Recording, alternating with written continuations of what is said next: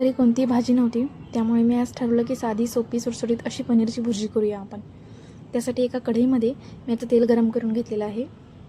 त्यामध्ये मोहरी टाकून घेतली, त्यानंतर जिरे टाकले. आता भरपूर चिरलेला कांदा घालायचा त्यामध्ये, तो परतून घ्यायचा मस्तपैकी, कलर चेंज होतो तोपर्यंत. नंतर टोमॅटो घालायचा, तोही परतून घ्यायचा. थोडीशी हळद टाकून घ्यायची, तीही परतून घ्यायची. त्यानंतर आता जिरा पावडर घालून घेऊया आपण त्यामध्ये. आता गरम मसाला टाकलेला आहे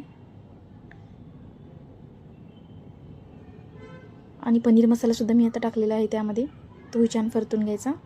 आणि काश्मीरी पावडर किंवा घरची आपण लाल तिखटही घालू शकतो त्यामध्ये आता, त्यामुळे कलर छान येतो. आणि आता क्रश केलेलं पनीर आपण ह्यामध्ये घालून घेऊया आणि चवीनुसार मीठ घातलेलं आहे तेही आता परतून घ्यायचं. आणि वरून थोडीशी कोथिंबीर घालायची, तीही थोडी परतून घेऊया मस्तपैकी.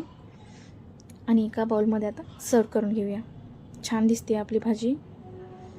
यामध्ये आपण ना वेगवेगळ्या भाज्या ॲड करू शकतो, जसं की मटार किंवा कॅप्सिकम हे सुद्धा ॲड करू शकतो आपण, त्यामुळे सुद्धा चव छान येईल भाजीला. करून बघा एकदा. ज्यावेळी घरी भाजी नसते ना, अशा प्रकारची साधी सोपी सुटसुटीत करून बघायची. थँक्यू. लाईक, शेअर, सबस्क्राईब करा.